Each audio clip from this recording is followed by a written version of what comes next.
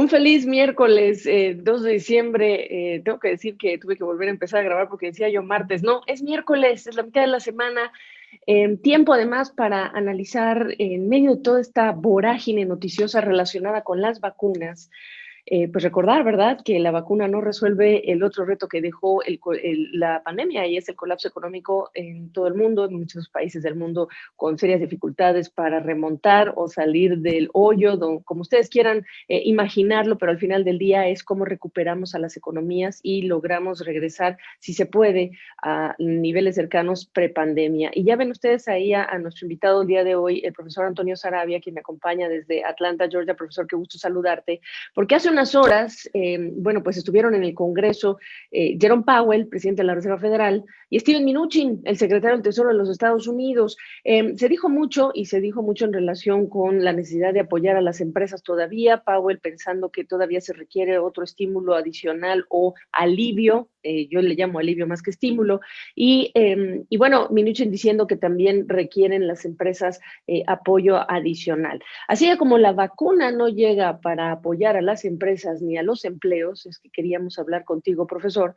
para que tú nos digas qué de lo que escuchaste es rescatable, cuando además están reactivándose las negociaciones de cara a un nuevo apoyo federal.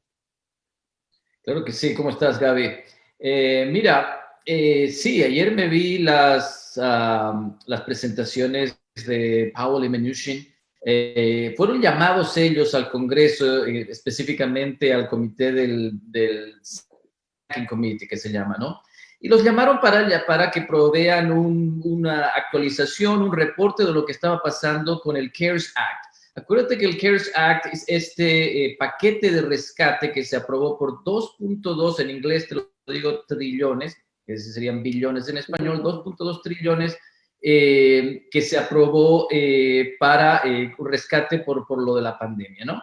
Entonces fue muy interesante. Yo me vi una buena parte de las exposiciones de Powell y Mnuchin y lo que encontré fue que ellos tienen posiciones completamente distintas. Uno pensaría que están viendo los mismos y están viendo la misma realidad, pero las interpretaciones fueron muy distintas. Eso dio la atención. Powell, sobre todo, sigue muy preocupado y él predice que todavía va a haber mucha incertidumbre al próximo año cuando tengamos las vacunas. Él está preocupado por la velocidad a las vacunas se van a distribuir.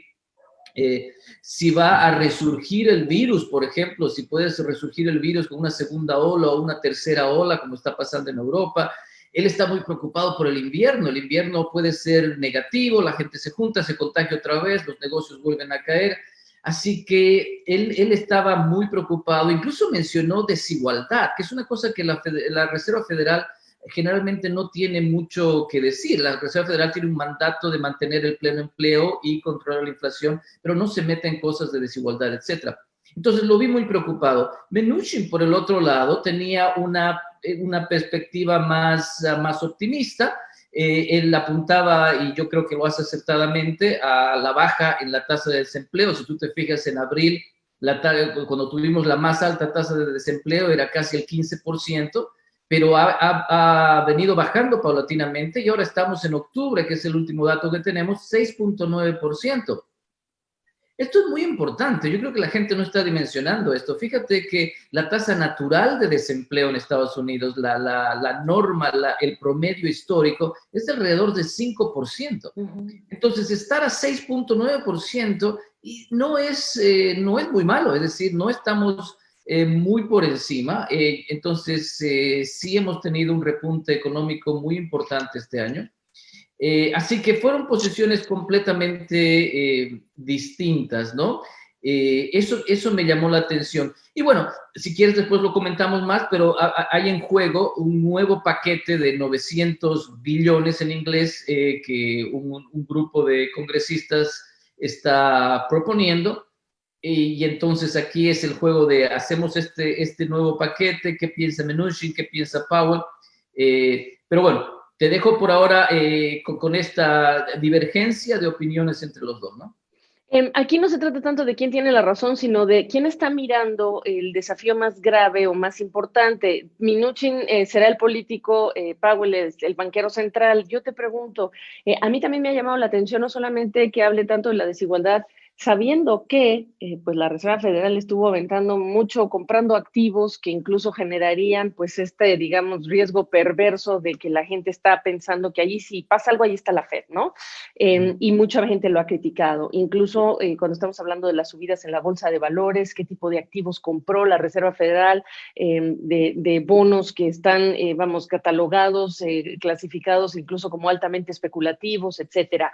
Y también está el aspecto de Jerome Powell hablando de una cosa que es muy cierta, Antonio, y es las minorías, los hispanos, los negros, las tasas de desempleo, pero también la desigualdad.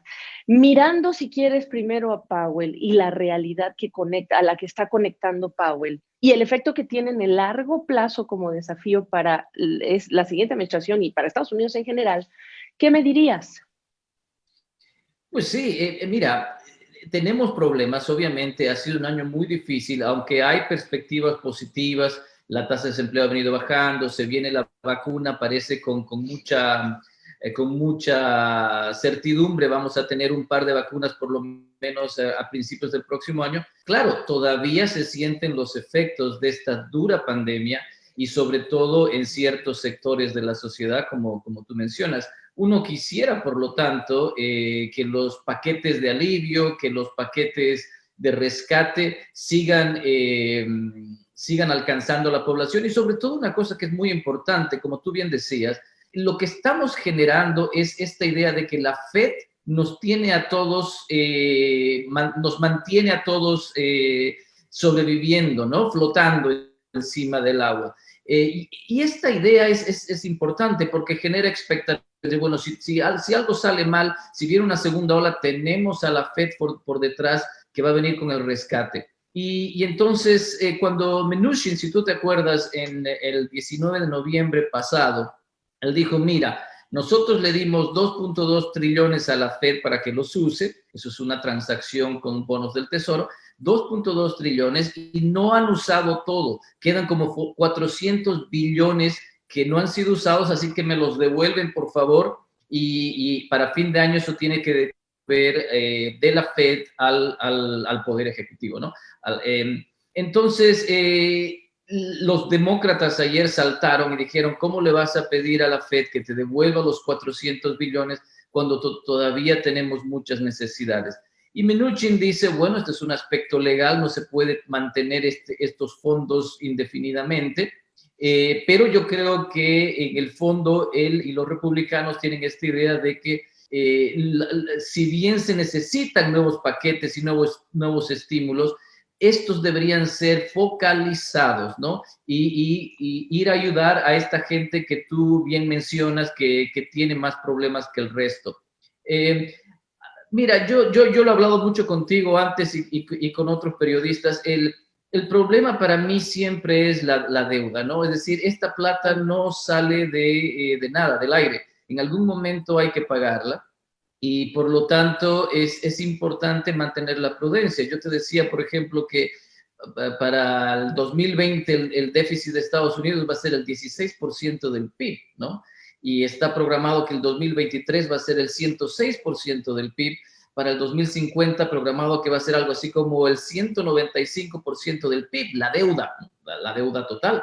Es decir, estamos incrementando mucho ese aspecto y hay que tener mucho cuidado. Así que para concluir, si bien es necesario o uno quisiera rescatar, seguir dando estímulos a grupos que han sido afectados, hay que tener también muy en cuenta el balance de la deuda. Es la mejor manera de ayudar ahora que estás entrando a ello, dar estos, no sé, como se dieron $1,200 en esta etapa, porque al principio, pues sí, nos frenaron en seco, no teníamos opción. Incluso ya se debate cuánto en esta temporada de invierno lo mejor es guardar a la gente en casa cuando vamos a estar viendo estas, ¿no? Uniones de familias, que eso es algo que es en contra de lo que están diciendo los CDCs, en lugar de dejar al aire libre los restaurantes, etcétera. Ya hay todo un debate. Te cuento, el LA Times hace 3 días estaba cuestionando directamente cuáles eran tienen, digamos, los beneficios de mandar a la gente a casa y cerrar los negocios, pero preguntarte, en vista de que ha evolucionado la pandemia, que hemos aprendido primero que no servía el cubrebocas, luego que sí, que ahora está discutiendo que ya una cuarentena de 14 días quizá tendría que ser solo de 7. ¿Qué de lo que hemos visto en cuanto a las ayudas hoy se puede mejorar para hacer un apoyo directo, más efectivo, que quizá no solo sea asegurar que haya más consumo, sino que le ponga un piso a lo que están viviendo muchas familias? Hay que 10 millones de desempleados aún, se van a acabar, digamos, que las moratorias para que no haya desalojos, a menos que los estados hagan algo. Hay hasta 50 millones de familias en riesgo de, hambre, ¿no? Que padecen hambre. Las cifras son dramáticas. Así como ha evolucionado la historia médica, ¿cómo evoluciona la solución económica en tu opinión? Es una pregunta muy difícil. Mm. Mnuchin apuntaba precisamente a eso. Él decía lo que está frenando todavía la recuperación total de la economía son estos lockdowns o shutdowns, ¿no? Él apuntaba, si nos seguimos encerrando, va a ser muy difícil que logremos reactivar la economía a lo que teníamos antes de marzo de este año, por más estímulo que tú des, ¿no? Porque esto al final puede llegar a ser, la gente puede tener un poco de cash para ir a comprar cosas y qué sé yo, pero la reactivación, la generación de empleo, la productividad no va a realmente reactivarse si no podemos juntarnos, ¿no? Si no podemos trabajar juntos, si no podemos hacer cosas. Mira, la semana pasada estaba yo en Guatemala, justo cuando pasó lo del Congreso, Oh, wow. Uh-huh. y estuve recorriendo el país. Para mí fue impresionante ver la diferencia entre un país tan chiquito, Guatemala, y un país como Estados Unidos.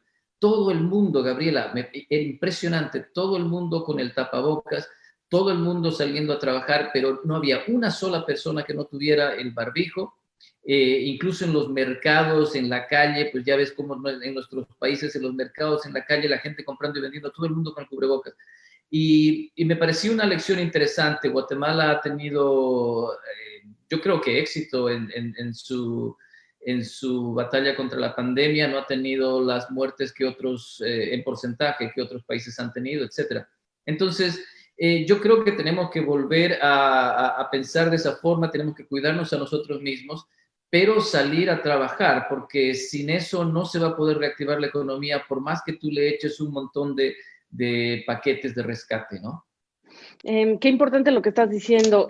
Yo te iba a decir, me hablabas de Guatemala y tu viaje, yo no tuve que ir, pero sí viajamos con la muerte de Maradona y tú viste aquello, ¿verdad? Y Argentina está en la cuarentena, confinamiento más prolongado del mundo y la gente no se pone el barbijo y eso es gravísimo. Bueno, entonces, Antonio, estamos a varios días ya, lo que es, semanas, mejor dicho, el ocaso de la administración Trump.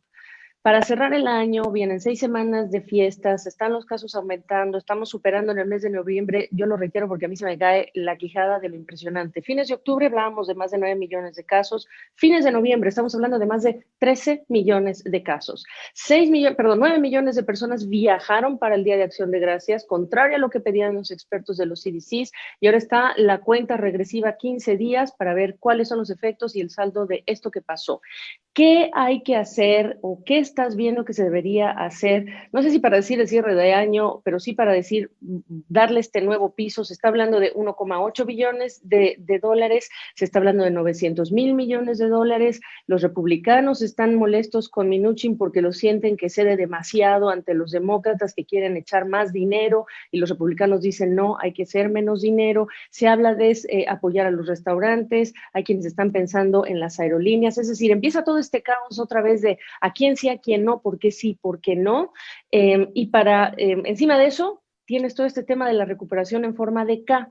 Los que más tienen todavía tienen más o tendrán más y los que menos tienen podrían tener menos. ¿Qué deberíamos estar escuchando que tenga lógica y que no hipoteque nuestro mediano plazo como nos has advertido tantas veces? Pues mira, yo creo que se va a llegar a un punto medio, como siempre pasa en estas negociaciones en el Congreso. Este grupo de congresistas que ha planteado los 900 billones en inglés, los 900,000 millones que tú mencionabas, la respuesta republicana, o por lo menos la respuesta de Mnuchin, ha sido, mira, le vamos a pedir a la Fed que nos devuelva 400 billones. Ustedes tienen un programa de 900 billones. ¿Por qué no hacemos algo intermedio? ¿No? Mnuchin les ha dicho, en vez de hacer el paquete de 900, hagamos un paquete de 400, que es lo que nos va a devolver la Fed. Así no tenemos que aumentarle a la deuda, porque esto ya estaba programado, ¿no? Yo creo que se va a llegar a un punto intermedio probablemente en las negociaciones, pero el punto, y creo que tú tienes ahí una muy buena forma de ver esto, esto tiene que ser realmente focalizado. Hay muchas empresas que necesitan, o sectores que necesitan esto mucho más que otros. Tú dices las aerolíneas. Me parecería, por ejemplo, que ese es un sector realmente necesitado. Lo digo ahora que he podido viajar recientemente, después de mucho tiempo, y veo los costos que tienen los costos extras que tienen las aerolíneas al funcionar, ¿no? Perdón, y te van a decir, este sector estuvo recomprando acciones, este sector no se lo merece tanto, perdóname. Sí, es cierto, pero es un sector que genera muchísimo empleo. Hay muchísima gente que directa e indirectamente está relacionada a las aerolíneas. No solamente han subido sus costos de operación, pero también han bajado muchísimo sus ingresos. Uno cuando viaja ahora, el asiento del medio no hay un pasajero, entonces eso significa una pérdida de ingreso. Sí. Pero después hay que ver, ¿no? Es lo que como en inglés se dice case by case, y eso va a ser muy difícil. Gente va a llegar y decir, bueno, mi sector está siendo más afectado, yo tengo más problemas, y vas a llegar al a la típica fiesta de lobby, ¿no? Porque todo el mundo va a querer Sí. mostrar que necesitan más. Yo espero, la verdad, que para mediados de diciembre, finales de diciembre, tengamos muy buenas noticias, no solo ya sobre la efectividad de las vacunas, pero sobre cuán rápido va a ser su distribución, y que esperemos en enero ya empiece a algunos sectores de la población a ser vacunados. Y cuando esto empiece a pasar, las expectativas van a generar un enorme salto cualitativo. Y cuando eso pase, probablemente empecemos a ver una recuperación mucho más acelerada. Espero que así sea. No quiero ser yo la experta, ni mucho menos, ni pretendo serlo en términos de economía, porque tú eres doctor en economía, yo soy una periodista que ha aprendido mucho más de la economía, pero sí te quiero decir que a mí me parecería que en todo este debate de las vacunas y de los CDCs, de quiénes deberían ser vacunados primero, estuvimos escuchando mucho el tema de ancianos, de personas de la tercera edad y aquellos que están en la primera línea de batalla en los hospitales. ¿Tú sabes qué a mí me hace ruido? Que no estén en la siguiente línea de batalla aquellos trabajadores que hoy les llamamos esenciales por ponerles una etiqueta, pero que han sido esenciales antes de que se les etiquetara. Son trabajadores típicamente negros, asiáticos, pero hispanos también, y son los que están en las líneas de los procesadores de carne, etcétera. Y te lo pongo acá, y casi te estoy imponiendo que me des una opinión, porque al final del día, si lo que nos preocupa es la desigualdad, ¿qué hay con considerar a este grupo de trabajadores como parte de quienes tendrían que ser inoculados? Porque al final del día estamos hablando de dar certidumbre a los hogares financieramente, etcétera. No sé qué opinión te merece, no te quise, digamos que, descolocar, pero hay tanto ahora este debate en las últimas horas que me es inevitable que me surja en la cabeza la idea de, ¿y por qué no ese tipo de trabajadores también? Hablando de economía, ¿eh?